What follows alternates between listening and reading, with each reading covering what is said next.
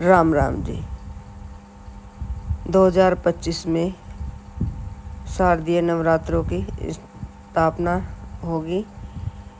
22 सितंबर को सुबह 1:23 पर प्रारंभ होगी और 23 सितंबर को सुबह 2:55 पर समाप्त होगी। घट स्थापना का शुभ मुहूर्त रहेगा 6 सुबह 9 से 8:06 तक रहेगा। इस बार माता रानी की सवारी हाथी पर सवार होकर माता रानी आएंगी। ऐसा कहा जाता है कि जब भी माता रानी हाथी पर सवार होकर आती है बेहद शुभ माना जाता है। रविवार या सोमवार को शुरू होने वाली नवरात्रि में माता रानी हाथी पर सवार होकर आती हैं तो वह बेहद शुभ होता है, वह विशेष फलदायी होता है। कुछ विशेष फल देकर माता रानी जाती हैं। हमारे परिवार में खुशियाँ आती हैं, हमारे रोग कष्ट दूर होते हैं। इस बार माता रानी बुधवार को आ रही हैं, जो बेहद ही शुभ दिन में आ रही हैं, बेहद ही शुभ माना जाता है। नवरात्रि शुरू होने से पहले अपने घर की और छत की सफाई अच्छे से करें, कोने कोने की सफाई करें और पूजा घर की भी सफाई करें। जिस जगह में माता रानी की मूर्ति स्थापित करेंगे वहाँ पहले नमक मिले पानी से साफ करें, फिर गंगा जल छिड़क कर शुद्ध अवश्य करें जहाँ पर माता रानी की चौकी लगाएंगे। पूजा घर में पुरानी राख धूप बत्ती रखी हो, पुराने कटे फटे कपड़े रखे हों, चुन्नियाँ रखी हों तो सब एक पैकेट में बंद करें और बहते हुए जल में प्रवाहित कर देनी चाहिए। नवरात्रि शुरू होने से पहले ही अपने घर की कोने कोने की सफाई करें, किचन की सफाई करें। किचन के कटे फटे डिब्बे हो, चटकरे हों, कटे पिटे बर्तन हों वे भी बाहर निकालने चाहिए।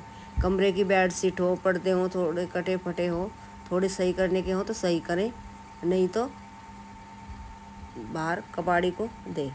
सब सामान ऐसा जो बेकार है हम यूज नहीं कर सकते उसे हमें कबाड़ी को दे देना चाहिए।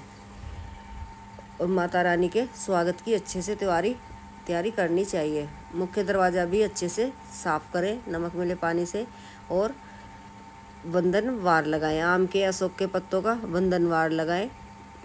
पत्ते 21 या 11 लें। आम के मिले तो और अच्छा, नहीं मिले तो अशोक के पत्ते लें और उन पर हल्दी से या चंदन से या रोली से एक चीज़ से टीका लगाकर कलाई से बांधकर मुख्य दरवाजे पर बांधे और दोनों तरफ सतिया बनाए। सतियों के पास खड़ी रेखा अवश्य बनानी चाहिए और थोड़े थोड़े फूल भी बखेर दें दरवाजे के बाहर। ऐसा लगे कि हाँ हम माता रानी की तैयारी कर रहे हैं। नवरात्रि का प्रारंभ और घट स्थापना के लिए माता रानी की पूजा की सामग्री 2-3 दिन पहले ही लाकर लेनी चाहिए हमें। और माता रानी को 22 सितंबर को माँ शैलपुत्री की पूजा की जाएगी। 23 सितंबर को माँ ब्रह्मचारिणी की पूजा की जाएगी। 24 सितंबर को माँ चंद्रघंटा की पूजा करेंगे। 26 सितंबर को माँ कुष्मांडा की पूजा करेंगे। 27 सितंबर को माँ स्कंद माता की पूजा करेंगे। 28 सितंबर को माँ कात्यायनी की पूजा करेंगे हम। 29 सितंबर को माँ कालरात्रि की पूजा करेंगे। 30 सितंबर को माँ सिद्धिरात्रि की पूजा करेंगे और 1 अक्टूबर को महागौरी की पूजा करेंगे। 2 अक्टूबर को विजयी दशहरा मनाया जाएगा। इन 9 दिनों में हमें दान भी अवश्य करना चाहिए। छोटी छोटी कन्याओं को उनके लिए चूड़ियाँ दें, लंच बॉक्स दें, पानी की बोतल दें, बैग दें, स्कूल बैग दे दें, जो भी उन पसंद हो की चीज़। और हम जिस सामर्थ्य है अपनी सामर्थ्य के अनुसार उन्हें दान अवश्य देना चाहिए। या हलवा बनाकर बाँटें, पूरी बनाकर बाँटें, चने भिगोकर बाँटें, खीर बाँटें, माता रानी को भोग लगाएं और उन कन्याओं को बाँटें।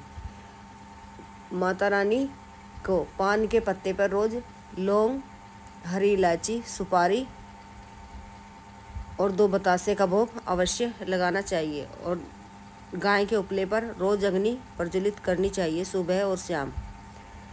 अग्नि प्रज्वलित कर उसमें बतासे का, घी का, कपूर का से अग्नि प्रज्वलित कर फिर बतासा अर्पित करें। जो पान हम रोज चढ़ाते हैं उसका बीड़ा बनाकर उस अग्नि में रोज हमें प्रज्वलित करना चाहिए। और माता रानी के सामने आसन बिछाकर बैठकर माता रानी के मंत्रों का जाप करना चाहिए। हमारी किसी भी प्रकार की परेशानियों, कष्ट हो वह दूर होते हैं, रोग दूर होते हैं। माता रानी की कृपा हमारे परिवार पर बनी रहती है। गुड़हल के या गुलाब के पुष्पों की माला भी माता रानी को पहनानी चाहिए। गेंदे की तो रोज मिल ही जाती है आसानी से, लेकिन पुष्पों की माला भी माता रानी को पहनाएं। और पूरे 9 दिन में एक बार लौंगों की माला भी बनाकर पहनानी चाहिए। और 7वें नवरात्रे में नींबुओं की माला बनाकर कालका मंदिर जाएं और वह माता रानी को पहना के आनी चाहिए। एक श्रीफल माता रानी को अर्पित करके आएँ। कैसे भी बुरे दिन चल रहे हों दूर होते हैं, कष्ट दूर होते हैं, माता रानी की कृपा अवश्य मिलती है।